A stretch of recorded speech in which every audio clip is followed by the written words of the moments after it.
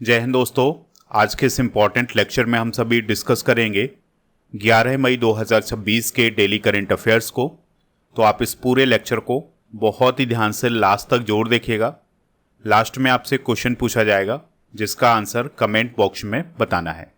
तो पहला और इम्पॉर्टेंट क्वेश्चन है, भारत के नए चीफ ऑफ डिफेंस स्टाफ यानी CDS कौन बने हैं? आंसर हो जाएगा NS राजा सुब्रमणी। तो NS राजा सुब्रमणी भारत के नए चीफ ऑफ डिफेंस स्टाफ बन गए हैं। वो अपना पद 30 मई 2026 को संभालेंगे और वो CDS के रूप में जनरल अनिल चौहान का स्थान लेंगे। भारत के पहले CDS कौन है? तो जनरल बिपिन रावत हैं। चीफ ऑफ डिफेंस स्टाफ के काम क्या होते हैं? तो दोस्तों, रक्षा मंत्री को सैन्य मामलों में निष्पक्ष और सटीक सलाह देना CDS का काम होता है। थल, जल और वायुसेना के बीच संचालन, लॉजिस्टिक्स और प्रशिक्षण में समन्वय बढ़ाना, यानी कि हमारी जो तीनों सेनाएं हैं उनके बीच में समन्वय बढ़ाना का काम CDS का होता है। इसके अलावा दोस्तों, रक्षा मंत्रालय के अंतर्गत DMA के सचिव के रूप में काम करना CDS का होता है। और चीफ ऑफ स्टाफ कमेटी के अध्यक्ष भी कौन होते हैं? Chief of defence staff. सशस्त्र सेनाओं के प्रमुख देख लेते हैं।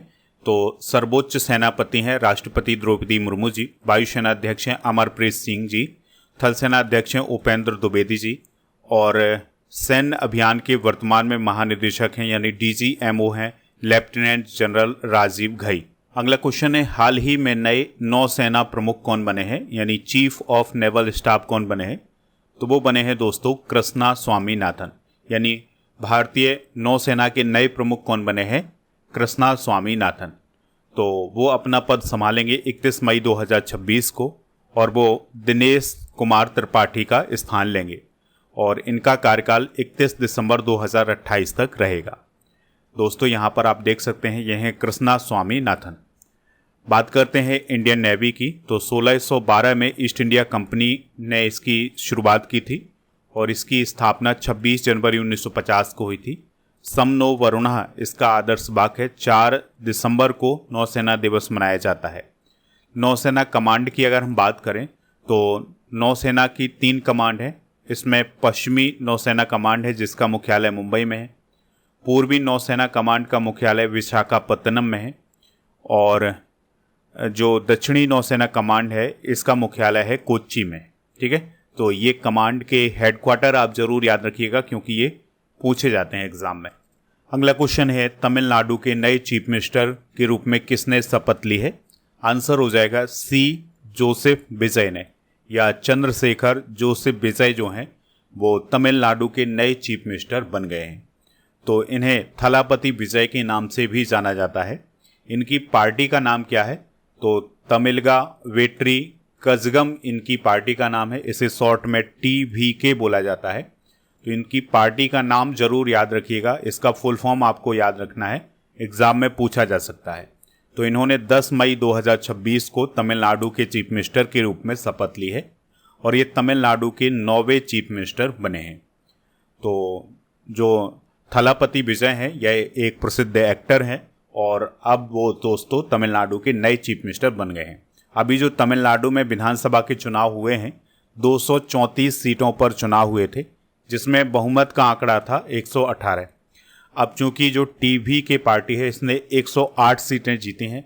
अब इसको 118 सीट करने के लिए या अपना गठबंधन बनाने के लिए और भी पार्टियों की ज़रूरत थी। तो इसमें कांग्रेस, CPI, CPIM, VCK और IUML ये सभी पार्टियां जुड़ गईं। इस प्रकार से इनका जो आंकड़ा हो गया वो 121 हो गया और इनकी सरकार बन गई।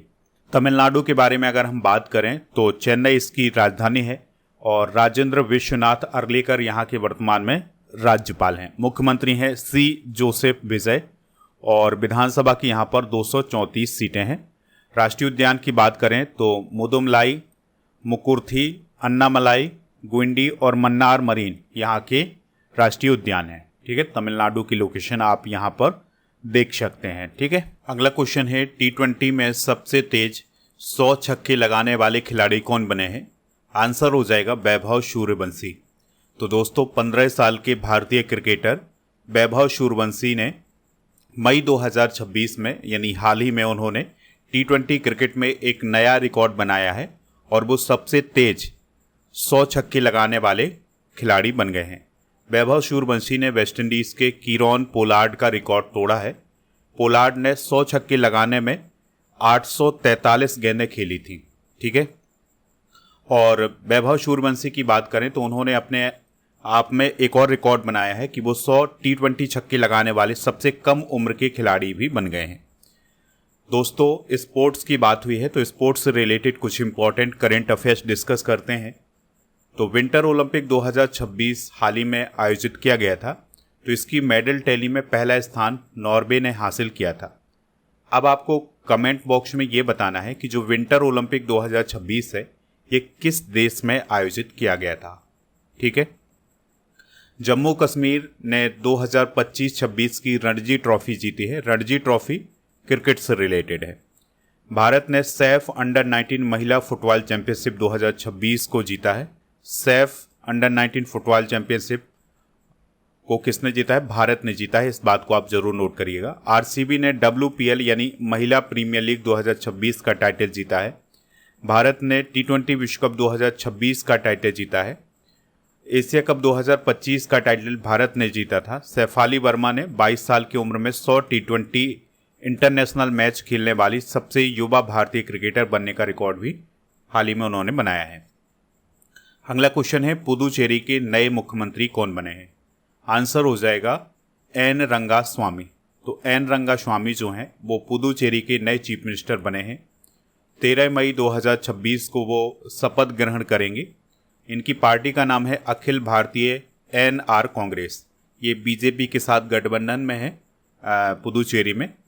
और आपको याद रखना है कि रंगास्वामी 27 अक्टूबर 2001 को पुदुचेरी के मुख्यमंत्री बने थे और ये अब 5वीं बार मुख्यमंत्री बनने जा रहे हैं। पुदुचेरी के बारे में अगर हम बात करें तो पुदुचेरी इसकी राजधानी है। इसका क्षेत्रफल लगभग 479 वर्ग किलोमीटर है। एन रंगास्वामी इसके वर्तमान में चीफ मिनिस्टर हैं। लेफ्टिनेंट गवर्नर हैं कुन-इल कैलाश नाथन। और पुदुचेरी को पूर्व का पेरिस और पूर्व की फ्रेंच रिवेरा भी बोला जाता है। पुदुचेरी की बात करें अगर हम तो ये इसका कुछ भाग तमिलनाडु में है, यहाँ पर आप देख सकते हैं। इसका कुछ भाग केरल में है और इसका कुछ भाग जो है वो आंध्र प्रदेश में भी है, ठीक है। तो इसको आप जरूर नोट करिएगा कि ये तमिलनाडु, केरल और आंध्र प्रदेश में फैला हुआ है। अगला क्वेश्चन है, हाल ही में राष्ट्रीय पंचायत पुरस्कार 2025 की घोषणा की गई है। इसमें कितनी पंचायतें विजेता बनी हैं? तो 42 पंचायतें विजेता बनी हैं। तो दोस्तों, जो राष्ट्रीय पंचायत पुरस्कार 2025 हैं ये पंचायती राज मंत्रालय भारत सरकार के द्वारा प्रदान किए गए हैं। तो इसके विजेताओं की घोषणा हाल ही में की गई है। तो 42 पंचायतों को विजेता चुना गया है। अब ये जो पुरस्कार हैं ये 3 जून 2025 को नई दिल्ली में प्रदान किए जाएंगे। सबसे ज़्यादा पुरस्कार कर्नाटक ने जीते हैं। इसकी 6 पंचायतों ने अवार्ड जीते हैं। दूसरे नंबर पर आंध्र प्रदेश और ओडिशा रहा है जिसकी 5 पंचायतों ने अवार्ड जीते हैं। दीनदयाल उपाध्याय पंचायत सतत विकास पुरस्कार 34 ग्राम पंचायतों को मिला है। नानाजी देशमुख सर्वोत्तम पंचायत सतत विकास पुरस्कार 8 पंचायतों को मिला है। पुरस्कार राशि इसमें 50 लाख से 5 करोड़ तक है। और दोस्तों, कुछ प्रमुख विजेता आपको याद रखना है, जैसे स्वच्छ एवं हरित पंचायत में पहला स्थान मिजोरम की कवरथा नॉर्थ को मिला है। गरीबी मुक्त एवं आजीविका की श्रेणी में कर्नाटक की उडुपी जिले की मुद्राडी ग्राम पंचायत को मिला है। स्वस्थ पंचायत का अवार्ड त्रिपुरा की कंचनवाड़ी पंचायत को मिला है। बाल हितैषी पंचायत का जो अवार्ड है वो महाराष्ट्र की एक पंचायत को मिला है। और महिला हितैषी पंचायत आंध्र प्रदेश की बोक्कासम पालेम पंचायत को मिला है। और आत्मनिर्भर पंचायत का अवार्ड तेलंगाना की मल्ल ग्राम पंचायत को मिला है। तो दोस्तों, ये कुछ प्रमुख पुरस्कार हैं। अगला क्वेश्चन है, मेटियोरिटिकल सोसाइटी की फेलो चुनी जाने वाली पहली भारतीय महिला कौन बनी है? आंसर हो जाएगा कुलजीत कौर मरहास। तो दोस्तों, इसरो की वैज्ञानिक हैं कुलजीत कौर मरहास। तो ये हाल ही में मेटियोरिटिकल सोसाइटी की फेलो चुनी जाने वाली पहली भारतीय महिला बनी है। तो 93 साल के इतिहास में ये पहला मौका है जब कोई भारतीय महिला इसकी फेलो चुनी गई हैं। उन्हें सौरमंडल की उत्पत्ति और ग्रहीय पदार्थों के अध्ययन में उनके शोध के लिए फेलो चुना गया है। अगर हम बात करें मेटियोरिटिकल सोसाइटी की, तो यह एक प्रमुख अंतर्राष्ट्रीय वैज्ञानिक संगठन है जो 1933 में स्थापित हुआ था। यह उल्कापिंडों और अंतर्ग्रही धूल अंतरिक्ष मिशन के नमूनों और ग्रही विज्ञान से संबंधित अनुसंधान को बढ़ावा देता है। यानी कि ग्रहों से संबंधित, उल्कापिंडों से संबंधित अनुसंधान को बढ़ावा देने का काम करता है कौन? मेटियोरिटिकल सोसाइटी। कुछ प्रथम महिलाएं आपको याद रखना है। तो आंध्र प्रदेश हाई कोर्ट की पहली महिला चीफ जस्टिस कौन बनी है हाल ही में? जस्टिस लीसा गिल। और मेनका गुरुस्वामी भारत की पहली खुले तौर पर समलैंगिक यानी कि ओपनली क्यूर सांसद बनी है, ये राज्यसभा की सांसद बनी है।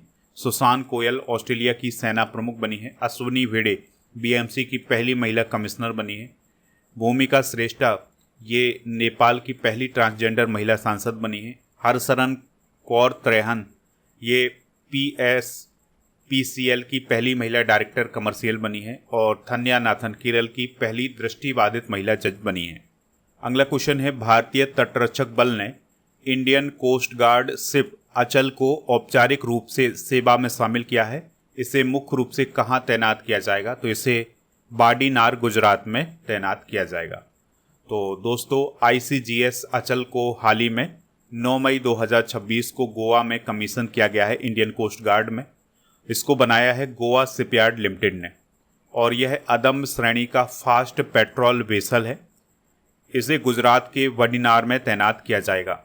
इसकी क्षमता की बात करें तो यह 51 मीटर लंबा और 27 समुद्री मील की अधिकतम गति वाला शिप है। बात करते हैं इंडियन कोस्ट गार्ड की, तो 1 फरवरी 1977 को इसकी स्थापना हुई थी। इसका काम है भारत के तटीय क्षेत्रों, विशेष रूप से आर्थिक क्षेत्रों की सुरक्षा करना। परमेश शिवमणि इसके वर्तमान में डीजी हैं। नई दिल्ली में मुख्यालय है। वयम रक्षामः इसका आदर्श वाक्य है। 1 फरवरी को भारतीय तटरक्षक दिवस मनाया जाता है। अगला क्वेश्चन है, Sardar Patel cooperative dairy federation limited के पहले अध्यक्ष कौन चुने गए हैं? तो डॉक्टर जयन मेहता चुने गए हैं। तो दोस्तों, अमूल के प्रबंध निदेशक डॉक्टर जयन मेहता को Sardar Patel cooperative dairy federation limited का पहला अध्यक्ष चुना गया है। Sardar Patel cooperative dairy federation limited Bharat में श्वेत क्रांति को आगे बढ़ाने के लिए एक राष्ट्रीय स्तर की नई सहकारी संस्था है, जिसकी शुरुआत 6 जुलाई 2025 को गृह मंत्री अमित शाह जी के द्वारा की गई थी। इसका उद्देश्य है देश के 20 से अधिक राज्यों और 2 केंद्र शासित प्रदेशों में डेयरी सहकारी समितियों का विस्तार करना। यानी कि इस संस्था का संबंध श्वेत क्रांति से है। भारत में दुग्ध उत्पादन बढ़ाने के लिए ये संस्था डेवलप की गई है। कुछ महत्वपूर्ण नियुक्तियां डिस्कस करते हैं। तो अशोक कुमार लाहिड़ी नीति आयोग के उपाध्यक्ष, जस्टिस लीसा गिल आंध्र प्रदेश हाईकोर्ट की पहली महिला चीफ जस्टिस, दिनेश त्रिवेदी बांग्लादेश में भारत के नए हाई कमिश्नर, लेफ्टिनेंट जनरल धीरज सेठ नए उप सेना प्रमुख, केवी रमना मूर्ति सेबी के पूर्णकालिक सदस्य, निधि छिब्बर नीति आयोग की सीईओ, प्रवीण वशिष्ठ केंद्रीय सतर्कता आयोग के सतर्कता आयुक्त, आरबीआई के नए डिप्टी गवर्नर रोहित जैन, प्रसार भारती के नए अध्यक्ष प्रसून जोशी। हाल ही में उत्तर प्रदेश सरकार के कितने नए मंत्रियों ने शपथ ली है? आंसर हो जाएगा 6। तो उत्तर प्रदेश सरकार में अब 6 नए मंत्री और जुड़ गए हैं। तो इस प्रकार से उत्तर प्रदेश में मंत्रियों की जो संख्या हो गई है वो 60 हो गई है। ठीक है, तो 6 नए मंत्रियों ने शपथ ली है, जबकि 2 राज्य मंत्रियों को प्रमोट किया गया है। तो इस विस्तार के बाद अब यूपी सरकार में कुल मंत्रियों की संख्या 60 पहुंच गई है। किसने किसने शपथ ली है? तो इसमें दोस्तों भूपेंद्र चौधरी कैबिनेट मंत्री बने हैं, ये भाजपा के पूर्व प्रदेश अध्यक्ष हैं। मनोज कुमार पांडे कैबिनेट मंत्री बने हैं, सपा से बीजेपी में आए हैं। कृष्णा पासवान राज्य मंत्री, सुरेंद्र दिलेर राज्य मंत्री, कैलाश सिंह राजपूत राज्य मंत्री, हंसराज विश्वकर्मा राज्य मंत्री बने हैं। प्रमोट किसको किसको किया गया है? अजीत सिंह पाल और सौमेंद्र तोमर को। तो दोस्तों ये थे आज के करंट अफेयर्स के क्वेश्चन। आप स्टडी करके ऐप को इंस्टॉल कर लें। प्रीमियम कोर्स वाले ऑप्शन पर जाएं, लूसेंट का कोर्स आप यहां से प्राप्त कर सकते हैं।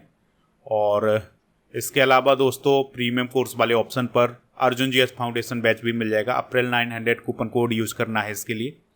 और प्रीमियम कोर्स वाले ऑप्शन पर आपको बहुत सारे कॉम्बो पैक भी मिल जाएंगे, तो इन कॉम्बो पैक को भी आप ज्वाइन कर सकते हैं।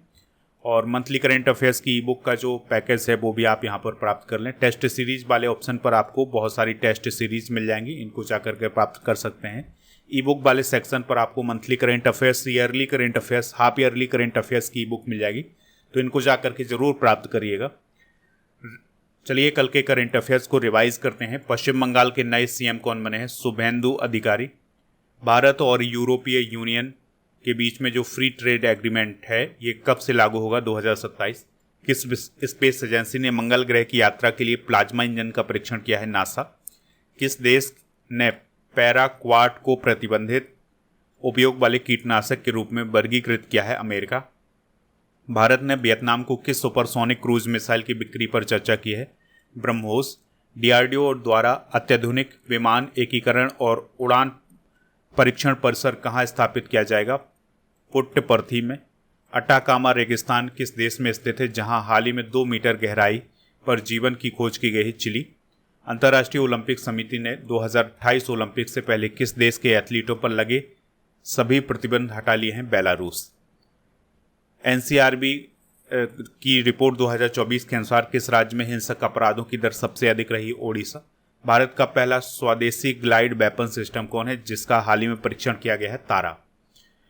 आज के जनरल नॉलेज के पिटारे में हम भारत के अटॉर्नी जनरल से रिलेटेड कुछ इंपॉर्टेंट फैक्ट डिस्कस करेंगे। तो अटॉर्नी जनरल को भारत का महान्यायवादी बोला जाता है। भारतीय संविधान के अनुच्छेद 76 में इसका वर्णन किया गया है। कई बार एग्जाम में पूछा गया पॉइंट है ये कि अनुच्छेद 76 में किसका वर्णन है? तो अटॉर्नी जनरल ऑफ इंडिया का वर्णन है या भारत के महान्यायवादी का वर्णन है। भारत के अटॉर्नी जनरल की नियुक्ति कौन करते हैं? राष्ट्रपति जी करते हैं। ठीक है, राष्ट्रपति की मर्जी से ये पद पर बने रहते हैं। और अटॉर्नी जनरल ऑफ इंडिया की जो वेतन होती है वो सर्वोच्च न्यायालय के जज के बराबर होती है। तो सरकार से जुड़े सभी कानूनी मामलों में सलाह देने का काम अटॉर्नी जनरल ऑफ इंडिया का होता है, यानी सरकार को कानूनी मामलों में सलाह देने का काम किसका होता है? Attorney general of India. Supreme court में सरकार की तरफ से मुख्य वकील के तौर पर अटॉर्नी जनरल ऑफ इंडिया पेश होते हैं। और अटॉर्नी जनरल ऑफ इंडिया बनने के लिए जो शर्तें हैं वो ये है कि सुप्रीम कोर्ट के जज बनने के लिए जो योग्यता होनी चाहिए वही अटॉर्नी जनरल ऑफ इंडिया के बनने के लिए योग्यता होनी चाहिए। भारत के पहले अटॉर्नी जनरल थे MC शीतल बाट। ये क्वेश्चन भी कई बार एग्जाम में पूछा जा चुका है। वर्तमान में अटॉर्नी जनरल ऑफ इंडिया कौन है? R वेंकटरमणी। कल के करंट अफेयर्स में आपसे जो क्वेश्चन पूछा गया था उसका आंसर था सुनेत्रा पवार। तो क्वेश्चन ये था कि विधानसभा में सबसे ज़्यादा वोटों के अंतर से किसने जीत हासिल की है? तो सुनेत्रा पवार ने जीत हासिल की है। आज आपके लिए क्वेश्चन है नौसेना दिवस या नेवी डे कब मनाया जाता है? तो जो भी इसका राइट आंसर हो कमेंट बॉक्स में हमें ज़रूर बताएं। स्टडी करके टेलीग्राम चैनल को ज्वाइन कर लें और ई बुक वाले सेक्शन पर ऐप पर जाकर के ये सारी ई बुक प्राप्त कर सकते हैं। ठीक है, और इसके अलावा टेस्ट पास वाला ऑप्शन आपको ऐप पर मिलेगा जहां पर आपको हर एक एग्ज़ाम के लिए टेस्ट मिल जाएंगे।